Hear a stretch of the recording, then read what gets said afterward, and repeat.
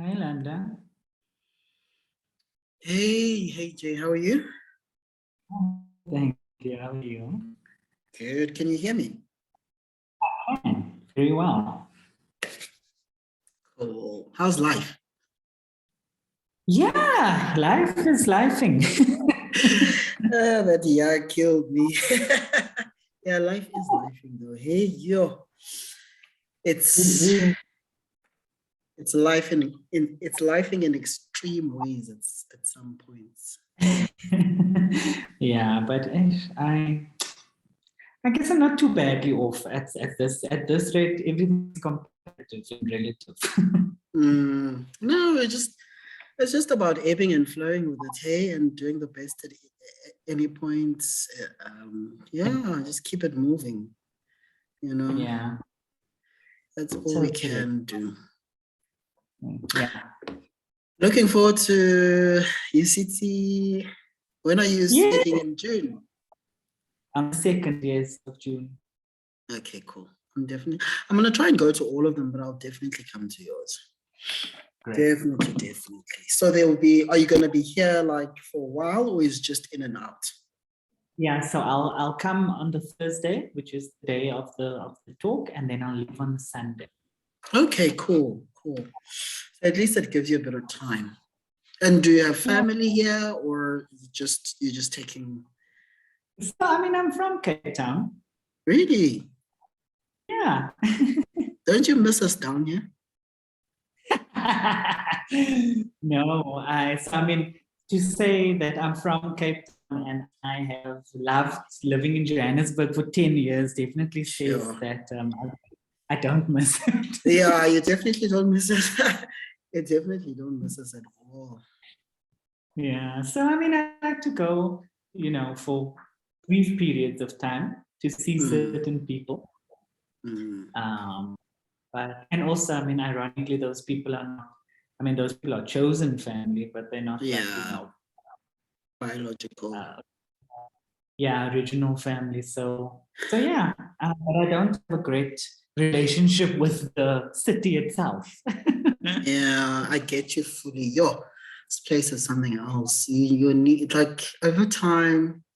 I mean, this is what my 22nd year here, minus the year I was in the UK for my master's. But I just can never say I can fully own part of Cape Town. The city is just, it does not service the scope of humanity at all. Yeah. Yeah, no. And also, I mean, for me, it's the place where all my trauma and my baggage is, So I don't get to experience what other people experience when they go there. It's so, and I mean, I can objectively say it's beautiful and the scenery and all of that stuff, but it just doesn't feel comfortable for me to be. No, I fully get you. And I'm always of as long as you find yourself in a space of happiness, Use that to thrive. Use that to thrive. I was quite, I guess I was not too surprised. I'm just digressing a bit now, talking about these traumas and these experiences that we have of people or communities, because I mean, a family is a primary community, right? And after becoming him, I had, obviously, I knew that that's how the narrative was going to go, and the backlash and the extremely unkind vitriol, that they spew, and you sit there and think, my goodness. So actually, the mother was not unique in how they were. Now you've literally just shown me that you've been concealing it well. So I feel that, like for me, I would never do PE. I would never go back and live in Tata. So I fully get you. So I'll be there. I think if I when I really take it to the limit, then I can stay in Cape Town for 2 weeks. But by that time, I'm like clawing my way out already. No, I fully get you. I was actually, for the longest, one of the longest visits I had was in December. So, I mean, obviously because of the pandemic, and, I had friends who got extremely sick, and, some I thought they wouldn't make it. So, and after all that time, we hadn't been able to actually be in the same space together. So I went in December, I went around the 11th, I got there on the 11th, and I left on the 3rd of January. The 3rd of January. And it was quite a long time for me to be. And so, I mean, it served the purpose, had some really great time, and I drove down. So, oh, wow, that's a long drive. Yes.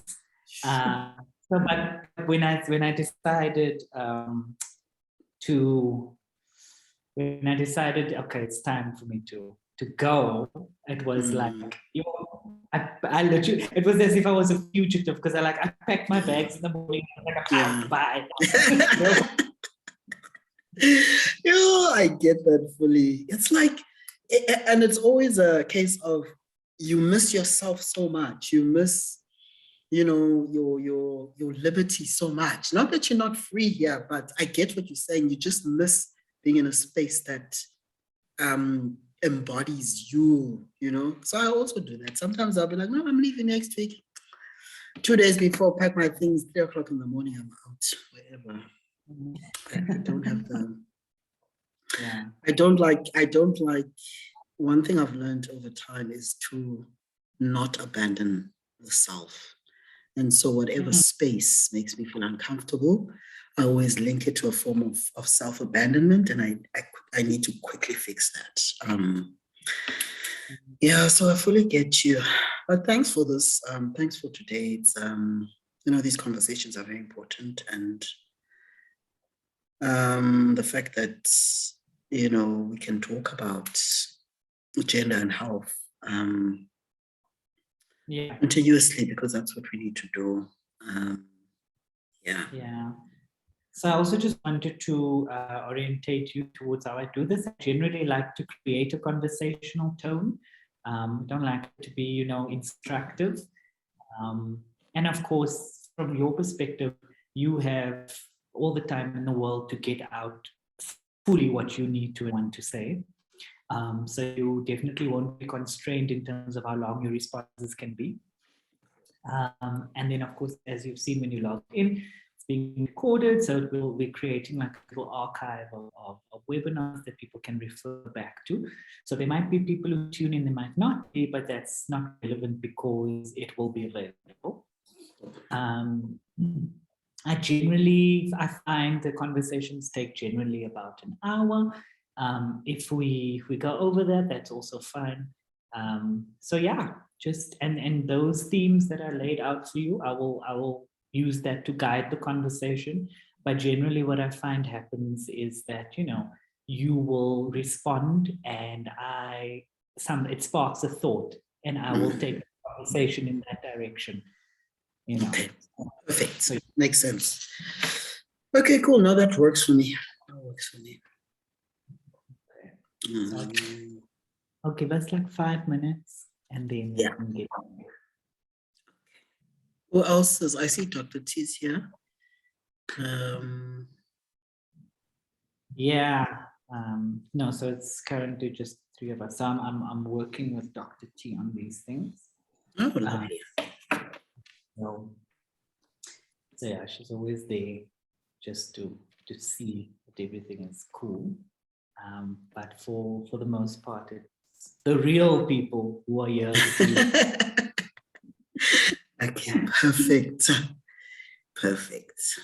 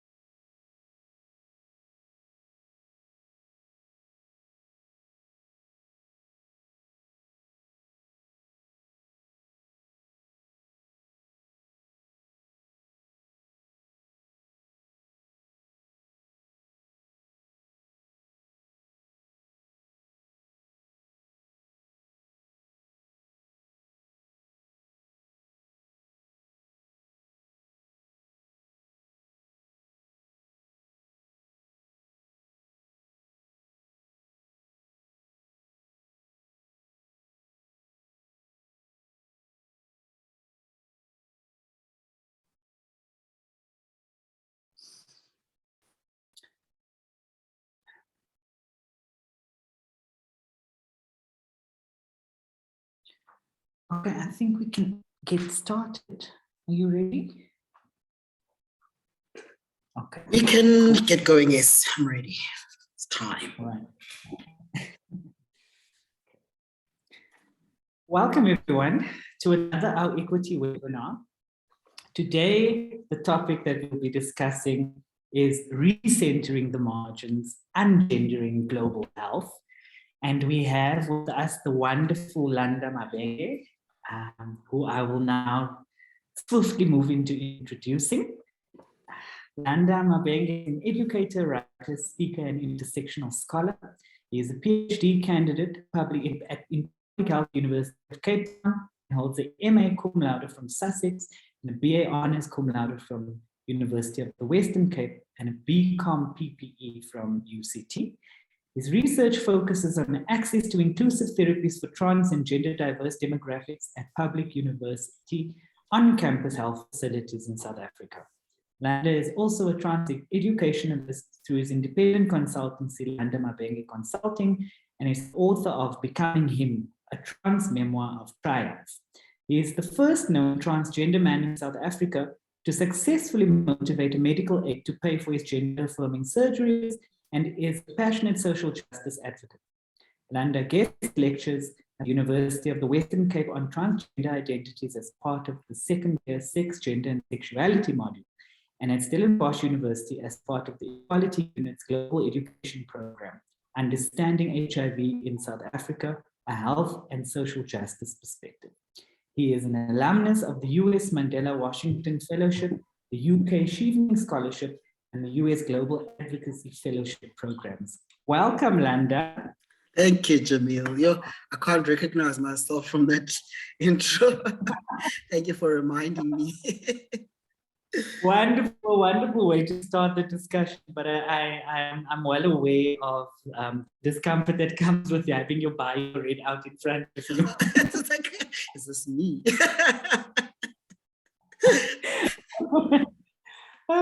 So thank you for joining us here today. Today's conversation, I think, is an extremely important one to be able to make the link between gender and global health. And when I say gender, of course, that includes all the politics that come with it. I think there's often a drive within medical circles to biologize everything, and people tend to think that medical practice itself is devoid of the baggage of the greater politics at large.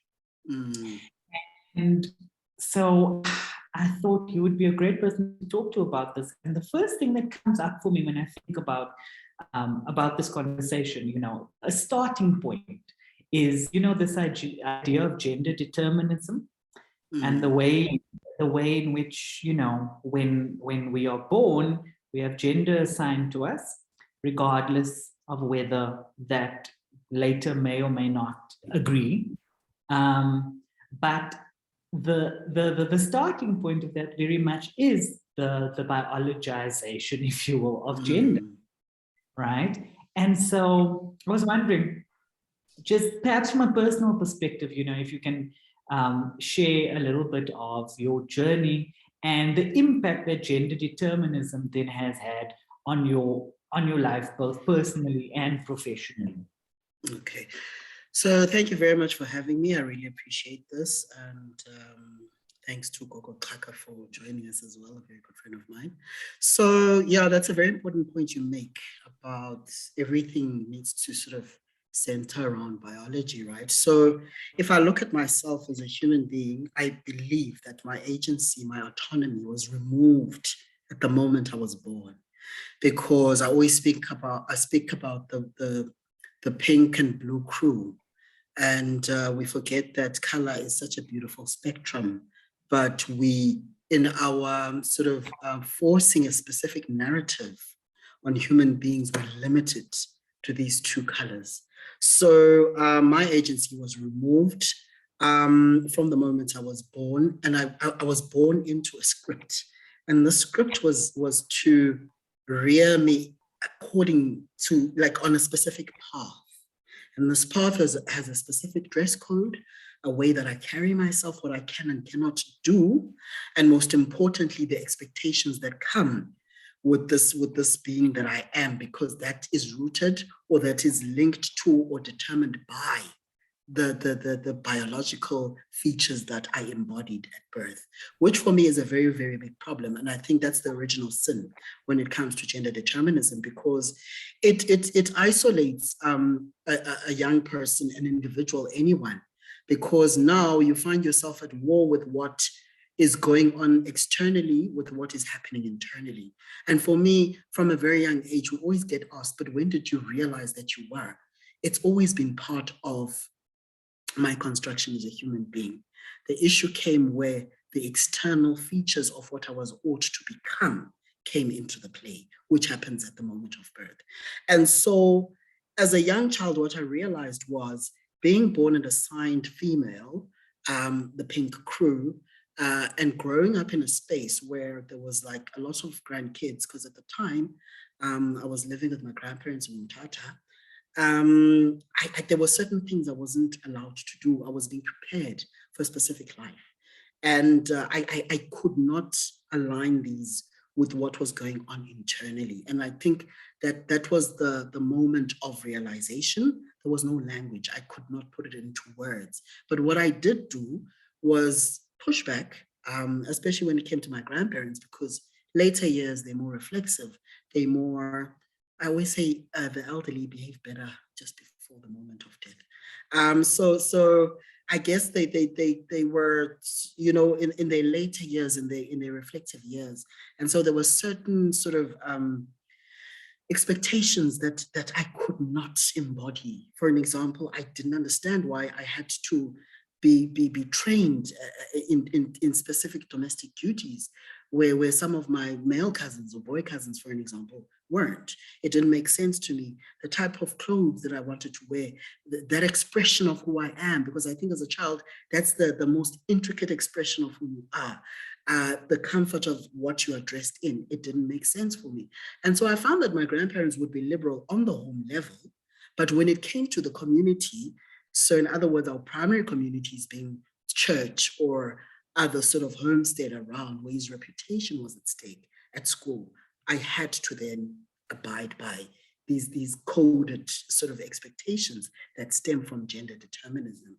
And so from a young age, I kind of like, okay, I was like, okay, there's a difference in terms of how I can be on the home level behind closed doors and externally. So I grew up then literally developing or having conversations with myself. I had like silos in my head where I would sort of connect with myself where I could and then have to put on a show because society was waiting, the community is waiting. We've got this image to preserve because patriarchy has got a very, very strong sort of rooted role in how we promote this gender determinism.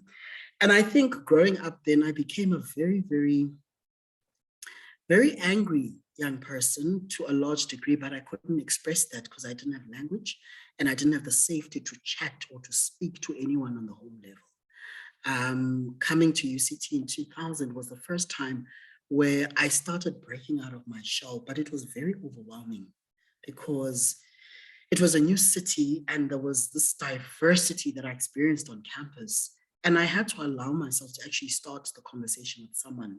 And that was, fortunately, I had access to a professional psychologist on campus. And that's where the conversations began. But even moving into the world, the professional world, very, very restricting.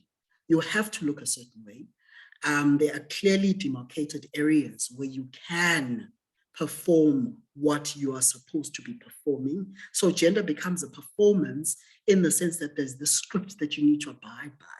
I remember the first time I worked for a very big healthcare institution, I won't name it, and using the issue of using gender neutral spaces, bathrooms, it was the bane of my existence until one day I just decided I'm just going to use the bathroom I feel comfortable in. And I did, And so I've also been very, very aware that determinism can erase a person's identity. Some people do not have access to the language, to the resources, to the facilities, to the human beings like friends or acquaintances who will actually allow them to determine themselves for themselves. So that's the original sin for me. It removes agency. It limits your autonomy on multiple levels. As a human being, we are intersectional identities, I believe. And so there's no way you can just look at someone and view them based on one element of who they are. We develop in multiple ways. And I feel determinism is an attempt at erasing that. And yeah, so for me, that's where my initial experiences were, and how they tried to bully me in the professional work. But I suppose because I've always been able to find access, which I don't take lightly, I was able to push back and find a way to assert myself in spaces that I had to exist in. Yeah, you know, so the reason why I wanted to start the conversation off with that framing was to show, and you've done it beautifully, was to show how the interference of the healthcare system is not something that lets go of you once you leave the hospital as a baby that's been assigned a particular gender. And for that reason, I think that, you know, global health as a system has a great impact on people's social lives, ironically, because it tends to posit itself as an institution that is medical, that is biomedical, but in fact, there's a great impact on social consequences for people. Yeah. And I mean, your experience is an important part of that, right? And it feeds back into itself, right? Because you leave that system after you're born, you're raised as a particular gender. At some point in your life, you find the agency to actually be who you are. You now have to enter back into that system as a person that was not originally recorded. Yeah. And Yeah. new battles are inspired by that process, right? And so this, I think, really does create quite a cycle of gender violence perpetuated by healthcare systems. And I was wondering if you could, give a little bit of insight into the kinds of gender violence that we see perpetrated within the healthcare system. Definitely. And you make a very valid point, because that's where everything is rooted, right? It's a healthcare sort of premise issue that determines your entire life, that prescribes your entire life. And there's also this obsession with population control.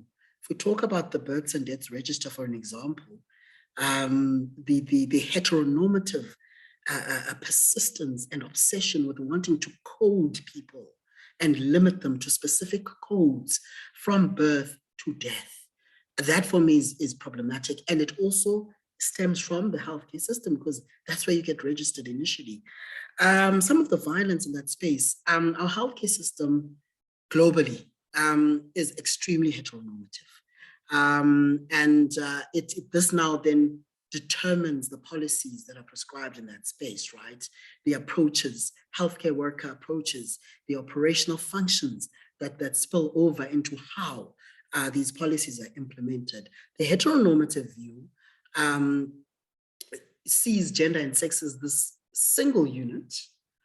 We look at your biological features, we determine the type of healthcare you need. So in that process, in that journey, that in and of itself is a form of violence, because it means you do not see this person, you do not center the patient as in the system or in this care that they are seeking. So you go into the system, you are coded. You're either male or female. There are specific services available for males. There are specific services available for females. That's another form of violence. Then you get to meet with a healthcare worker. A healthcare worker will look at you, will literally not even look below your neck. They will look at your face and they will decide, okay, this is this person's physical construction. Therefore, this is the type of care that this particular individual needs. Another form of violence.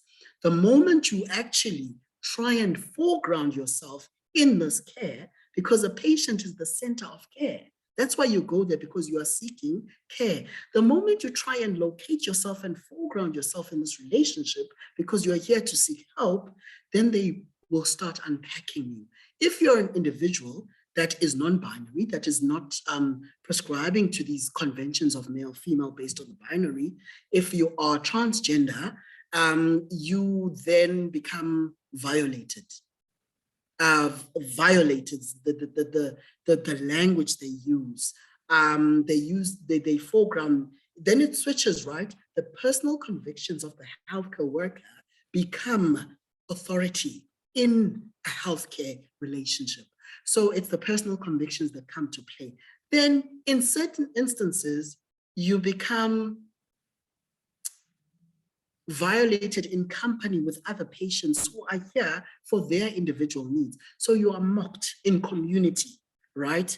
And then you are denied care. You are denied care because because of your agency, your particular needs, the fact that you've come here seeking a health interventions, because they don't fit into this prism of what we deal with and how that ought to look like, you are denied care. So you are then rejected from the same healthcare system that is supposed to afford you care. What this then sort of, there's this failure to recognize that there's this World Health Organization, which is this agency that is a human rights centric agency, international agency, that foregrounds fundamental human rights in healthcare. Hence, the signatories in 1978 to the Alma-Ata Declaration on Primary Healthcare, which prioritizes equality, which prioritizes access for everyone, for all human beings in a community to primary healthcare interventions. So I think global health then fails because there's been a deviation from that fundamental human rights focus to a level where healthcare becomes individualized and so politicized in the sense of healthcare workers determining what an individual's needs will be and not factoring in the intersectional construction of a person. I'm very passionate about this. I call it the intersectional identity because a cisgender man can go into a healthcare facility with particular needs that may or may not align with what the cisgender male package of care looks like. A transgender man, same thing, a transgender woman, a non-binary individual. So the only way to factor those in is to recognize the intersectionality of this person's identity and reality, which may or may not be reflected in their biological construction. So I think globally, and the global north has been a very, very, very firm advocate of driving this heteronormative narrative. And, you know, now the global south is in a position where our narratives, our experiences are not even factored into, you know, there's a paucity of research in terms of these intersectional healthcare needs.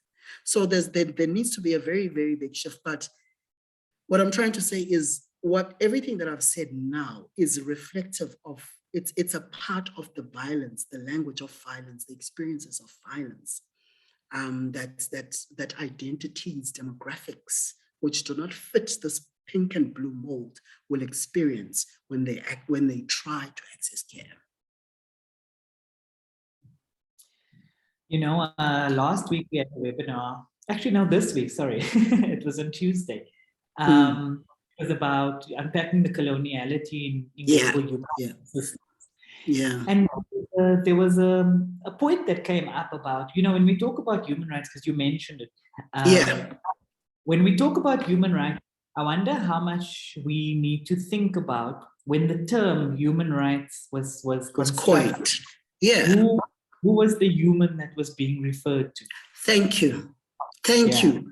What was the narrative? What was the image of this human? What did this human look like? How tall were they? What biological features did they embody? You know, and there's also some silences, right, about individuals who qualify as being human.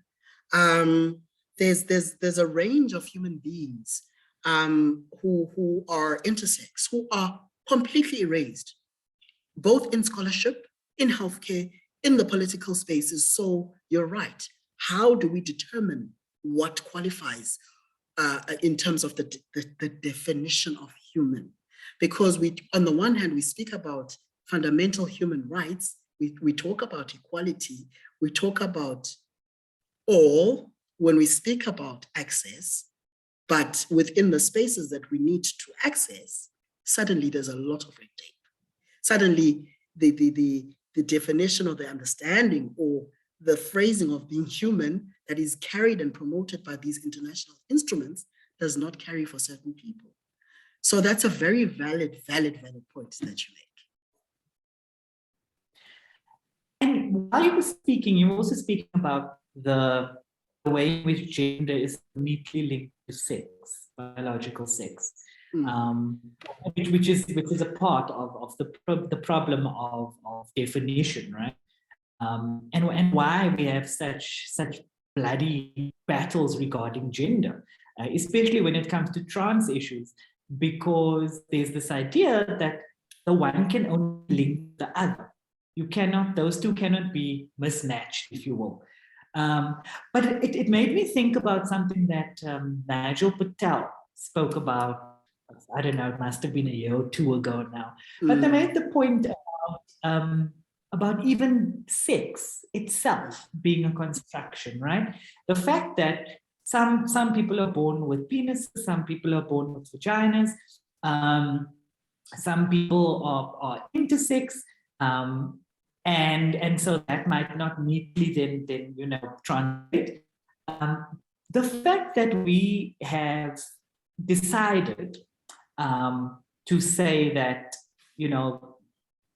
this biological sex means that comes down to also the fact that we have simply decided that particular genitalia is called a penis, that particular genitalia is called a vagina.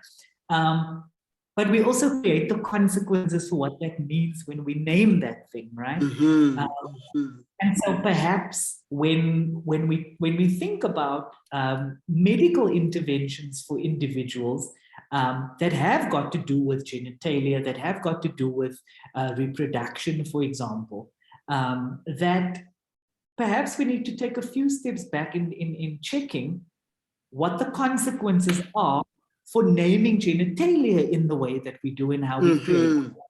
So we've created the environment for that to be linked to gender. Do you have thoughts on that? Oh, yes, definitely. And thank you for raising that, because that's a very valid point. It's very exclusionary. It excludes a lot of people. There's a whole demographic of human beings that are non-binary, firstly. There's a whole demographic of human beings that self-identify and self-express in various ways that would find restriction in how we choose to name our biological characteristics. And so I think that in and of itself is a form of violence, because it dictates, to a large degree, it dictates and it feeds into what is considered as a human, and how a human is constructed, and how these bodily sort of functions are ought to be functioning, right? I know for a fact that in part of the work that I do, looking at sex and reproductive health for the transgender demographic, and in particular, the demographic that is seeking specific access to psychosocial and hormone therapies.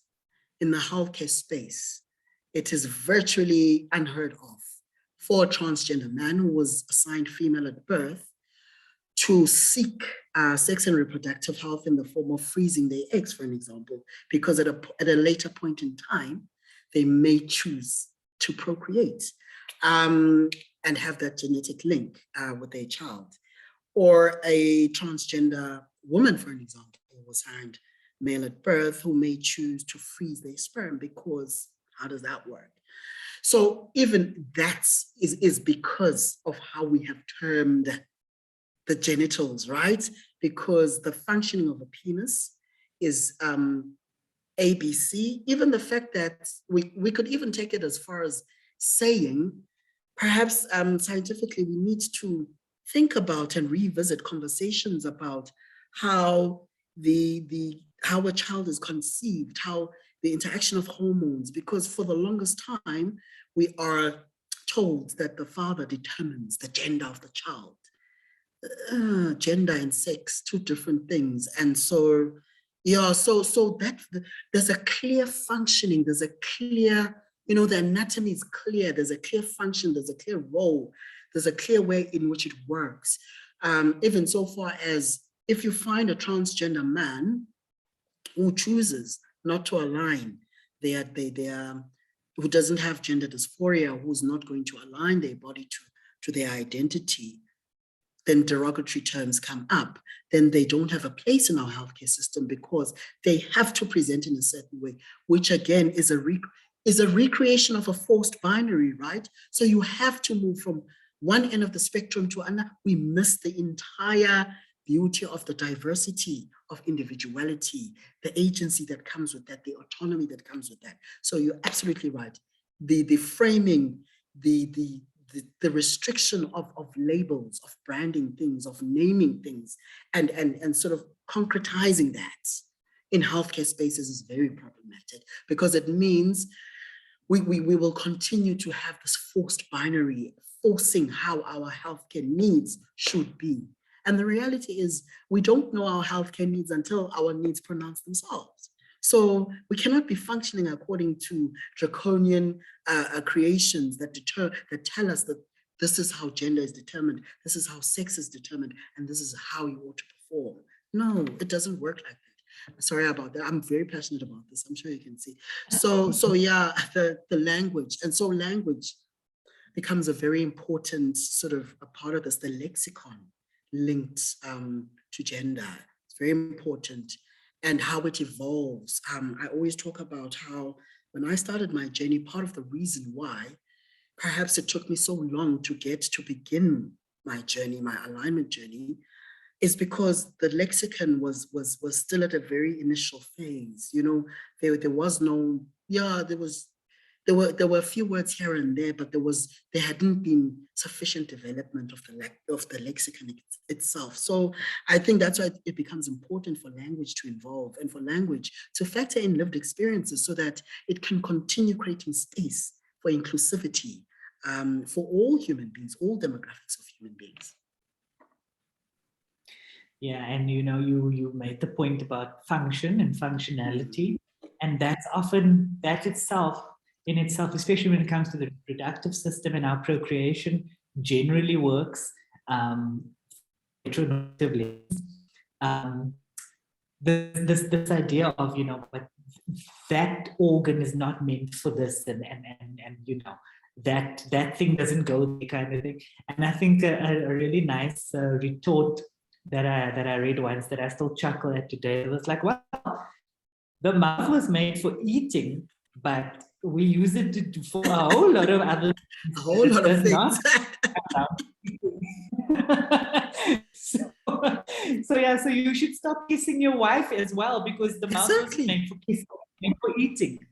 And also, if we're going to talk about procreation, and because that's the narrative, right? That's the confines of how these organs are supposed to function. So if we're going to limit it to procreation, then I'm sure a lot of people should then not be even trying to procreate, because some people cannot have kids. It just happens. It's life, So, but I always talk about the selective policing, the selective policing of healthcare institutions, of political institutions, of human beings, on specific demographics and identities that are reclaiming their agency.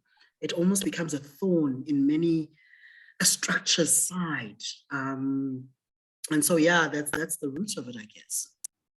Yeah. But so, all the violence of the healthcare system in relation to gender, with all that we've said, let's kind of flip the script a little bit and let's talk about.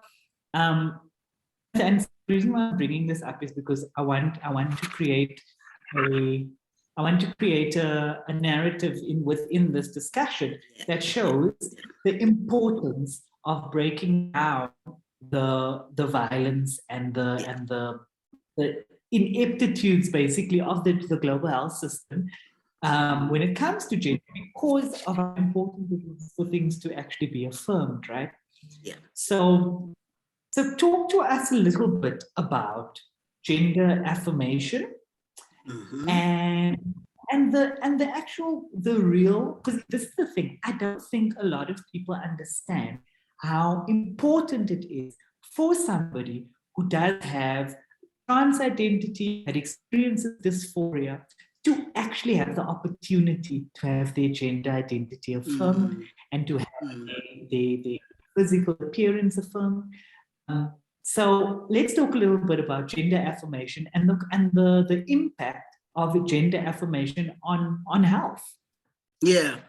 So yeah, that's a very important question. Thank you for that. So like you said, when you actually realize, or that aha moment that actually my identity has evolved, and I've grown to become this person, and these are my specific needs from the structures of healthcare.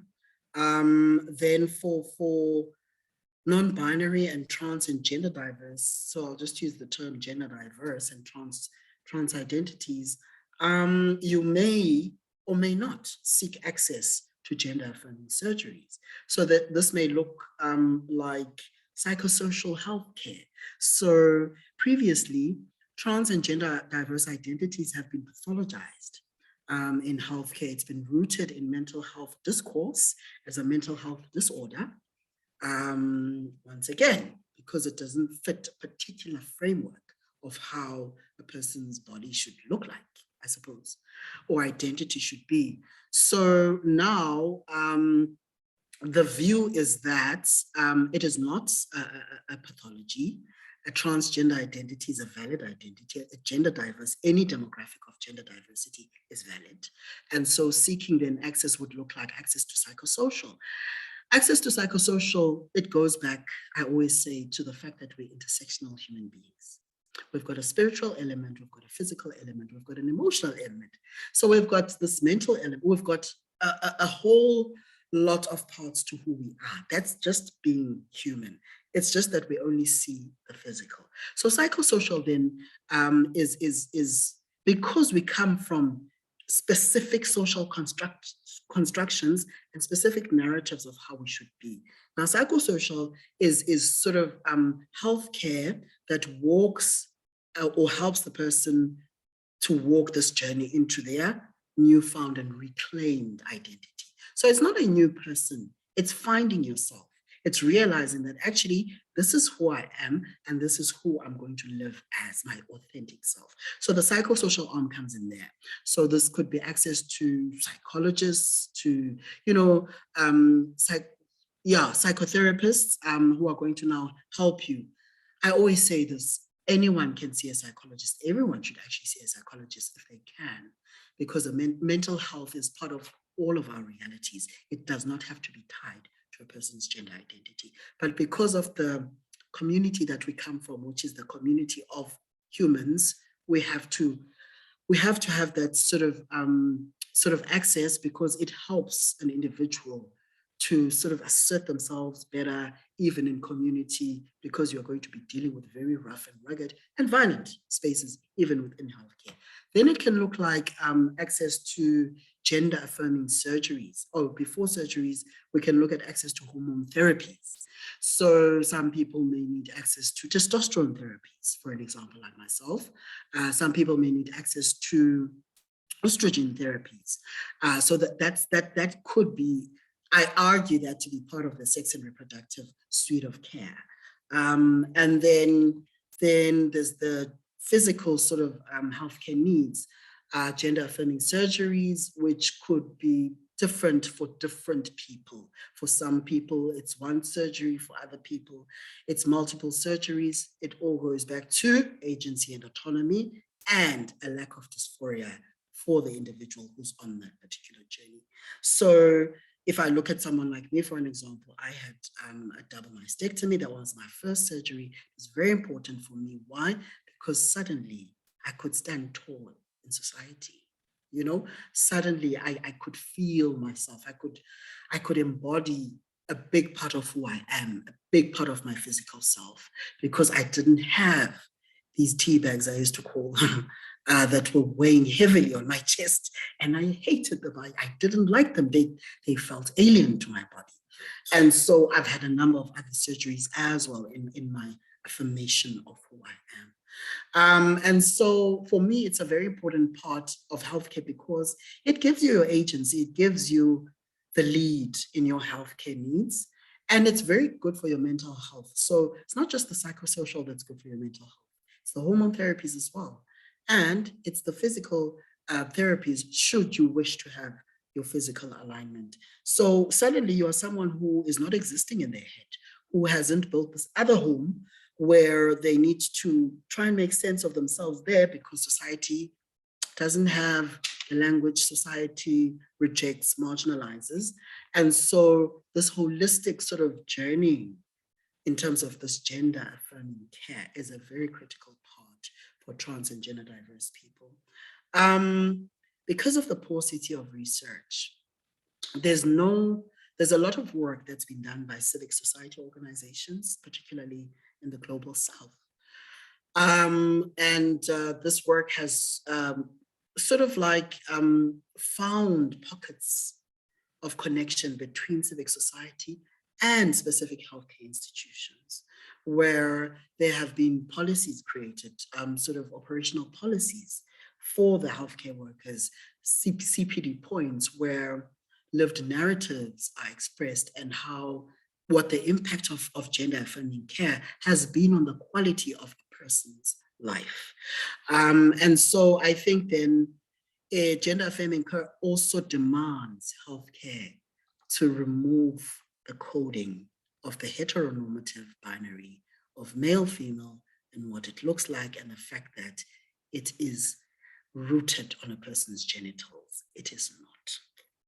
Actually, I would argue that healthcare primarily, a big part of healthcare, any type of healthcare for any demographic, is a psychosocial health, because once you can determine what a person needs, you will realize that the other healthcare needs all feed into that, into a person's happiness, into a person's ability to live a full and fruitful life, and to be safe, because we live in a very unsafe society.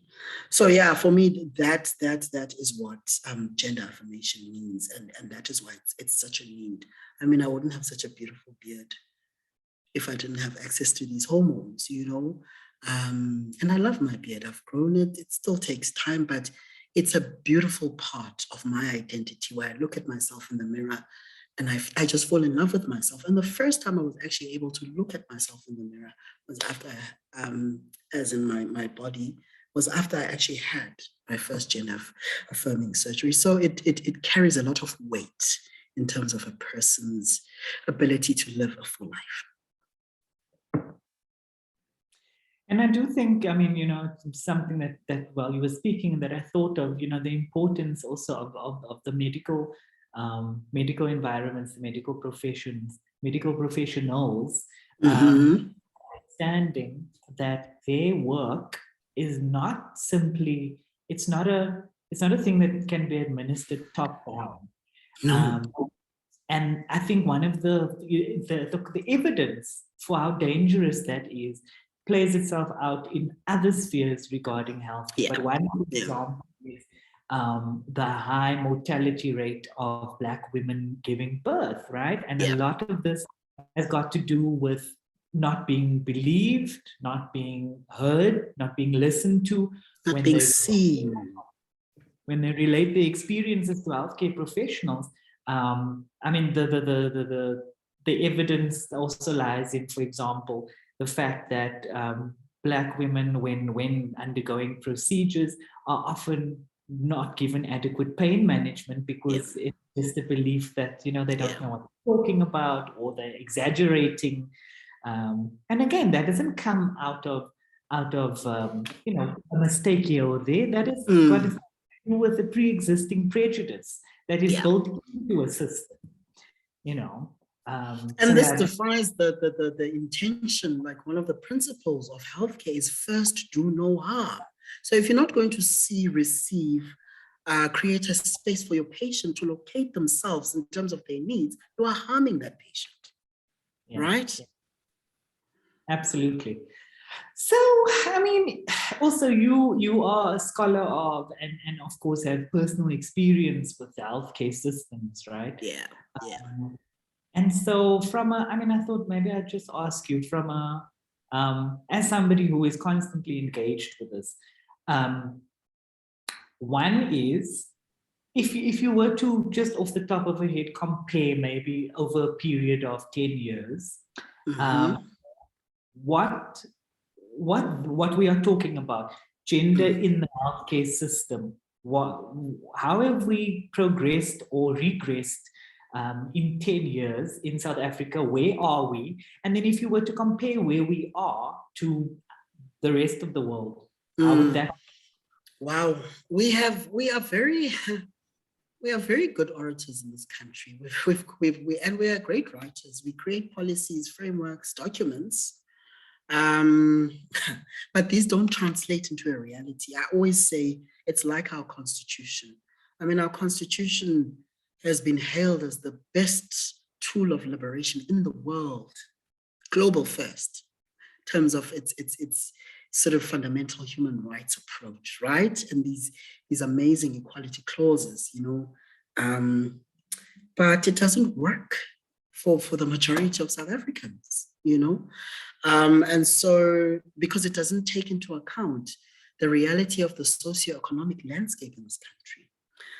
So if I were to look over the last 10 years, when I started my journey, I was already 28 years old.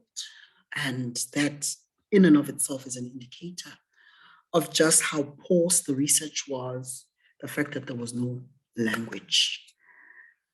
Or I didn't have access to the language because I had to go into Google to actually find the language. So in healthcare spaces, the fact that I went to university on-campus facilities and spoke about the fact that I feel trapped in this body, nobody had the language. So 10 years ago and now, we have seen great development in certain pockets of healthcare. So some tertiary hospitals, so South Africa's got a 3-tiered public healthcare system. Some tertiary hospitals will have access in the form of specific clinics, specific spaces for the trans and gender diverse demographic. Like Grooteskiel, the transgender clinic at Grooteskiel, we've got the Steve Biko Academic. We've got in KZN, UKZN had the academic arm had started. It fizzles out and then it starts again and it fizzles out. It again, the bulk of the work to get these healthcare institutions at these tertiary hospitals running is civic society organizations. So we've got these policies that, this national framework on HIV/AIDS for the LGBTI community, which was assented to by the president. Great policies, great, clauses, but it doesn't work for that individual that actually needs to access this healthcare. So I would say, for the most part, we have made little progress. We also don't have enough literature in terms of the global South experience, but also the South African experience. We don't have enough literature to work with when we delve into research. So we always have to hinge on global North narratives. And obviously the global North has made certain advances when it comes, and regressions in certain spaces as well. But when it comes to policy and the implementation of that policy, when I was in the UK doing my master's in 2020-21, I was able to get access on a university campus healthcare facility at Sussex. I went into this facility with documentation from my doctors because I couldn't fly over with a year's supply of testosterone, which I take every 3 weeks now. And when I got there, I saw the nurses, which are the first port of entry into the primary healthcare space, because primary healthcare, for the most part, is rendered by nurse practitioners. They took my documents, they scanned them in, they sent it to one of the doctors who would be assigned to my particular profile. And within 2 weeks, I had completed blood work on a university campus. I was part of the national health insurance, and I was able to access my hormone therapies. And that for me, when I look and compare it to the South African case, means that we still have a long way to go, which is where my research has been focused on. So my research focus from my honors level to master's and now PhD is looking at ways of making public university healthcare facilities trans and gender diverse inclusive in terms of psychosocial and hormone therapies. At those campuses, we cannot perform any surgeries. It's impossible. But we can provide a specific suite of care.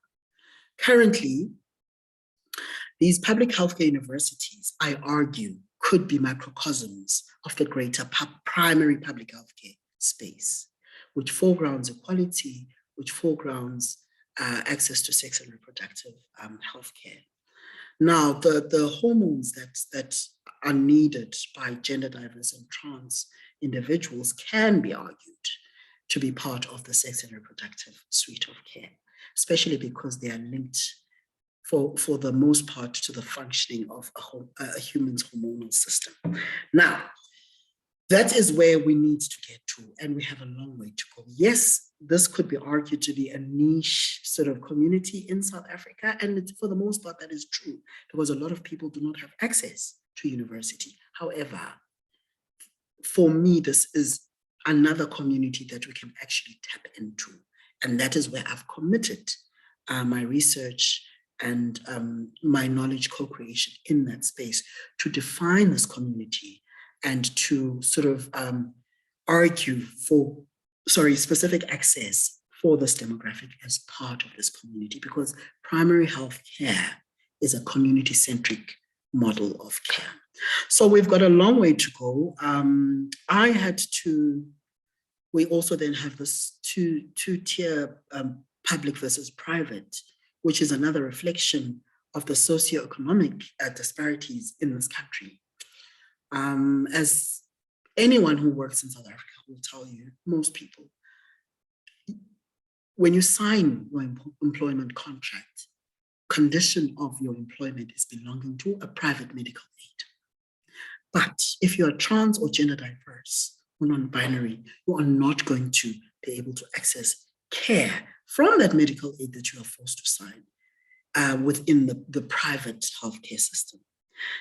So this forces you to go to the public space again, which is why my focus is in public healthcare.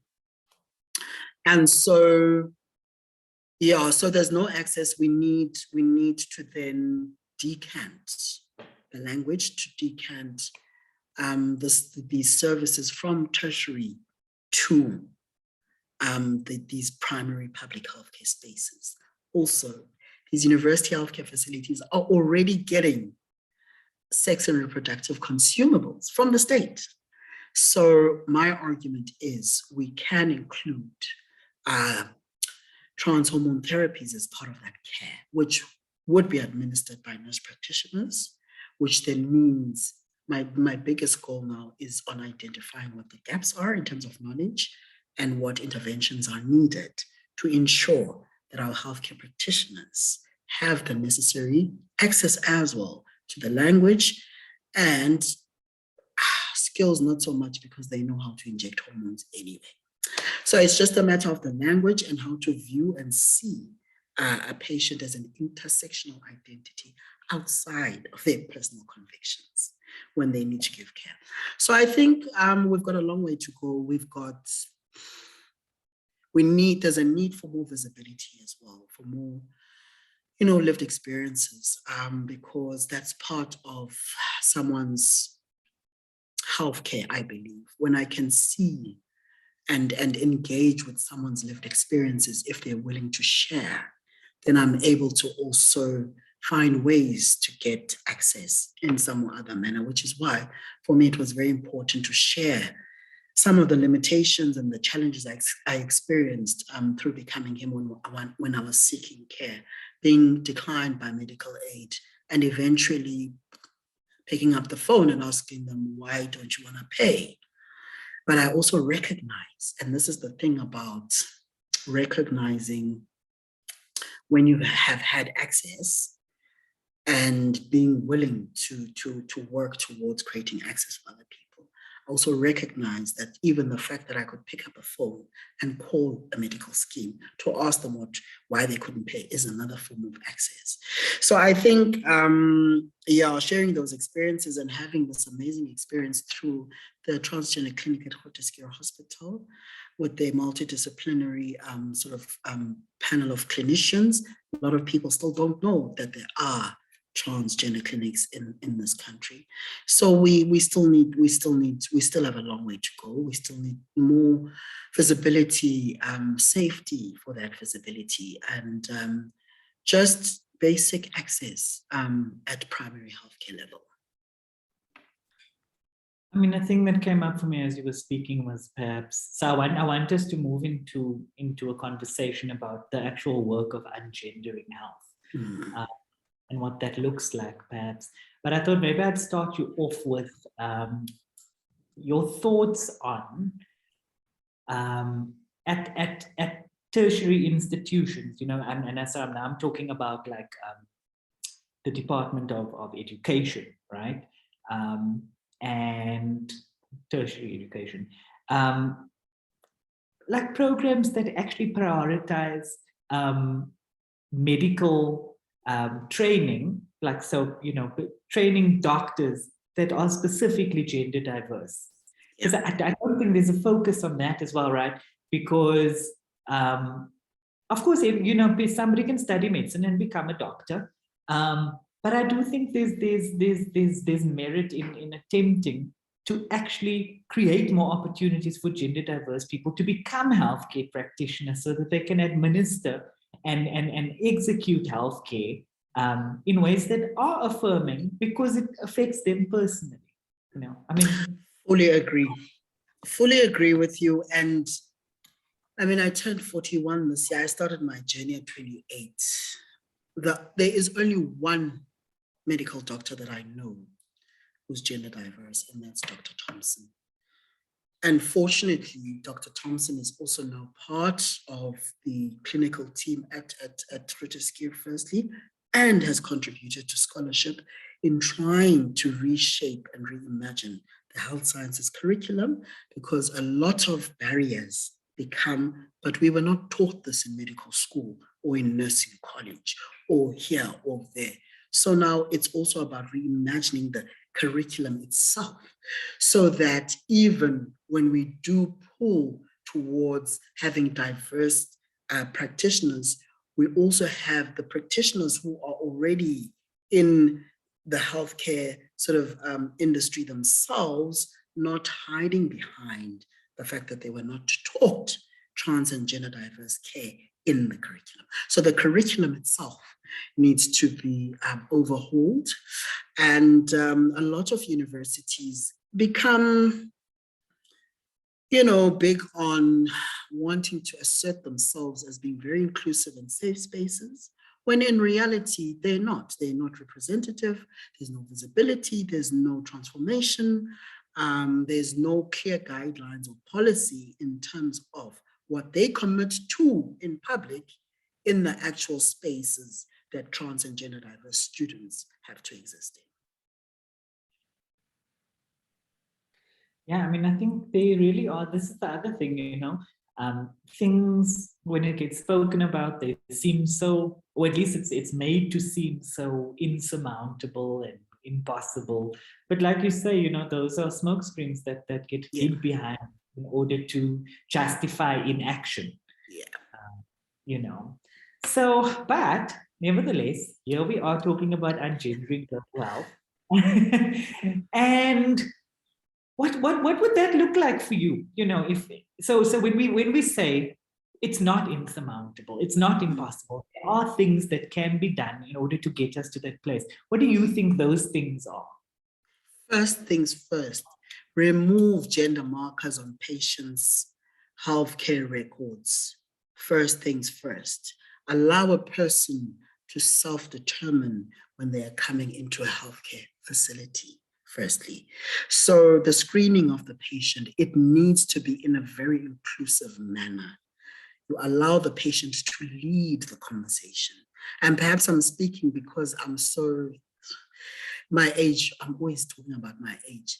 As a child, I had an experience or overheard about the fact that doctors were very much patient-centric. Those days, doctors would even go and visit a patient where they needed to see that this person's lifestyle, what they would need to change or add to their diet. So that's part of patient centrism. Obviously, now we can't go to every single person's house, but what we can do when patients come into our facilities, we can allow them to safely self-determine. What also this looks like is visibility in terms of the facility itself. We need to have it clear that a space is an inclusive space, it's a safe space. So in other words, even the posters, the medical posters, stationery, medical stationery that's visible, it needs to be inclusive, it needs to be diverse, so that a patient knows that actually this triggers that this is a safe space. We need to have more interventions for the operational staff as well. You know, sometimes people, like you talk about smoke screens. I've always seen you this way, therefore I cannot. You will understand me when I misgender. You know, it's not rocket science. Allow a person, I always talk about how when I reintroduce myself to friends that people I've been friends with for over 25 years this year, not a single one has ever misgendered me. So it's an intentional choice to see and receive the other person. So we need those interventions on an operational level as well. We also need to keep the conversations alive in terms of gender neutral bathrooms and gender neutral wards. We grow in gender neutral spaces wherever you grow up. It's a gender neutral space. So as human beings, we actually need to realize that part of our construction was to have a specific view on how gender and sex interact as identifiers and how they interact as bodies, as humans, right? So we've been wired in a certain way. We need to start unwiring very quickly. We are not going to argue that gender neutral bathrooms are not safe where we are not doing the work of unwiring ourselves. We have grown up in gender neutral bathrooms all of our lives. So those spaces also need to be inclusive, because then in that way, trans and gender diverse human beings are able to then assert themselves and feel that they have been seen and received by the healthcare system. But most importantly, like I said, the health sciences curriculum at every level, psychosocial, nurse practitioners, doctors, specialists, all of them, Alma, we need a reimagined and a revised curriculum that is very inclusive in terms of trans and gender diversities, and that is very practical in terms of teaching them an approach to care. So yeah, I think those are the immediate needs, because from there, then we can have the specialized care, which already happens in some spaces, where your endocrinologist will not misgender you because they know that you've got specific needs, you've got blood works that need to be done, and we need to look at your testosterone levels, Nanda, you need to run, you need to lose a bit of weight, fine, I'll do that, doc, because you see me and you know that as a transgender man, this is what I need to look like in terms of my blood profile. So then I feel those specialized sectors of healthcare, there will be a domino effect, because it will be something that will have been rooted already in the undergraduate health sciences curriculum.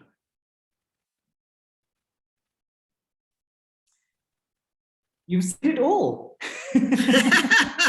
Yeah, no, it's you know, these conversations are very important. Like I said to you before we started, it's seeing the human being, it's receiving the human being, allowing the human being to assert themselves in a relationship between you and them. And I think healthcare, and I think that's why I mean, I'm a gender studies scholar, but moving into public health, I had to move into public health because of my lived experience, firstly in the public healthcare system, And because I'm bringing together now the social science and the health science of seeing, receiving, and interacting with a human being in these public facilities. Yeah, it's extremely important, definitely. Mm. And I want to thank you today, not only for your presence here and your generosity of thought in helping us think through this, but also wish you all the best for your research. I think it's going to make a wonderful contribution to how we understand the possibilities of how things could be different. Because, you know, it's really for me what comes through the most about the objective of the research. It's about creating possibilities for how we can do things differently. Some things are obsolete, right? The way that we view certain things is obsolete. And I think that that's what keeps me going when it comes to this research. It's sort of reshaping, you know, so the way that we think about certain policies. I mean, Alma Ata was signed in 1978. 2022, we are still a heteronormative binary healthcare system. Something is not right. Something hasn't shifted. So we need to make those shifts. Absolutely. And on that note, thank you for your time. Thank you for your thought. And thank you for existing. No, thank you so much for this. And I look forward to seeing you when you come for your lecture at the UCT. And yeah, we can probably have more conversations then. Definitely. So thank you so much. Have yourself a wonderful day. Thank you. Keep well, eh? All right. Thank you. Thank you, Gogo Klaga. Cheers. Thank you.